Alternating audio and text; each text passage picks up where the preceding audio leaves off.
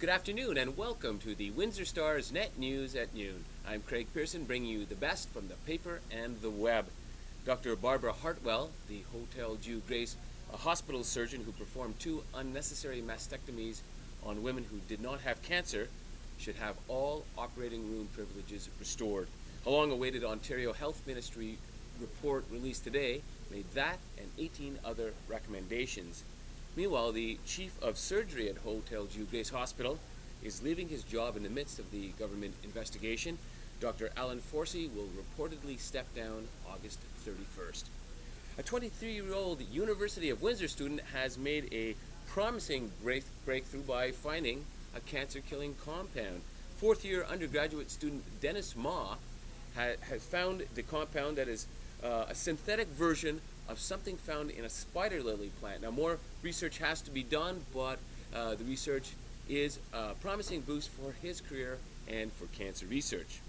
Local politicians are extolling the benefits of $100 million in local stimulus funding. They say that a lot of these jobs, which will be temporary, are nevertheless going to number up to about 5,000 over the next few years. Iranian President Mahmoud Ahmadinejad was unhurt in an attack on his convoy with a homemade explosive device. He was going to give a speech at a local sports shrine. Several other people were hurt, however. And believe it or not, Haitian-American hip-hop star Wyclef Jean has announced that he is running for president of Haiti in that country's November 28th election. Wyclef Jean moved at age 9 to Brooklyn, and then he made his musical breakthrough with the Fugees and Lauryn Hill. But he said the earthquake that ravaged Haiti recently inspired him to do more to help the country. Wyclef Jean, of course, is not the only world traveler around. We have one in our midst, Ian Timberlake, who was a reporter with the Windsor Star from 1989 to 1994, has since worked in Toronto and as a correspondent all throughout Asia. Ian? Craig, thanks for coming on. Good to see you again. Good to see you again. Yeah, we worked together on a bunch of different things, including the Malice Green verdict over in Detroit, that was shortly right. after Rodney King. Yes. Rob Gerdebeck, who was actually working the camera, was with us that day. Yes. And near riots happened. You guys were wearing, as I recall, bulletproof vests. I didn't have one because the paper only had 2. But that was an interesting thing. But you went on to do a lot of that kind of stuff.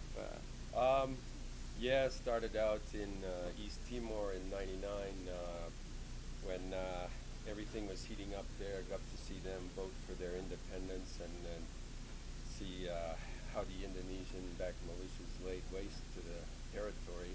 I was kind of freelance at that time, so I was in the right place at the right time. Right. Yeah. You witnessed a lot, or certainly spoke to people a lot about some extreme violence going on there. Yeah, that was pretty bad. I mean, and they were chasing us journalists around quite a bit. That was all part of the intimidation tactics that they were using at that time. Yeah, well, I sort of was under the understanding that, in fact, a lot of reporters, especially Western reporters, weren't even allowed in. It was, yeah, well, by that point, I mean, we were able to get in pretty much. I mean, when I first went into Timor, we had to be a bit low key, shall we say. Yeah. But as things heated up, I mean, they couldn't keep the reporters out, so yeah. So, and then from then on, where'd you go to?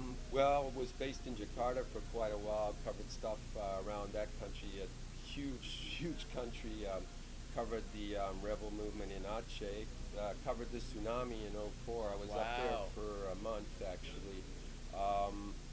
And that led to peace in the province. The rebels and the government were able to reach peace, and that was good to see. I actually covered a lot of things, covered also down in Papua, the far east of that country. Fascinating place, and now they're a beacon of democracy pretty much in that region, actually. Wow, Yeah, their democracy has really progressed quite well. And I was based in Singapore for more than 3 years, and out of there I traveled quite a lot, actually. Middle East, South Asia. Had a good tour in 2006 where I was sent to Sri Lanka Went into the Tamil Tiger areas. Oh my goodness. Right up to Jaffna Peninsula also. What And danger. well, it was okay. I mean, that was before the final conflict began. You know, it was still relatively calm, and then things got worse and worse.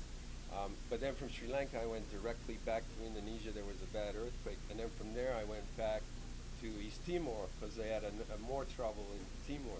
So it's kind of like my world tour. It was like 3 countries in like, I don't know, 3 weeks or a month. Wow, you've been working with Agence-France Presse. Yes. You were also yes. aboard an aircraft carrier in the Gulf, I believe, during the Iraq War. Yes, in '03, I was 5.5 weeks on board the USS Kitty Hawk. Wow. Which was a really amazing experience.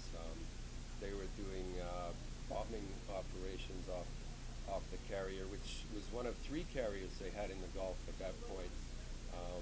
So it was quite active. Yeah. Okay, well, we're running out of time. I got to ask you real quickly, though. Were you ever nervous? Any threat to you personally? Well, the Timor thing was pretty bad, yeah, that would have been the worst, I guess. Yeah. Well, you've certainly had an interesting career, I can tell you that. Thanks a lot for coming on. I really appreciate it. Good to see you back in Windsor. Great to be here. That's all the time we have for today, but tune in tomorrow for some more Net News at Noon.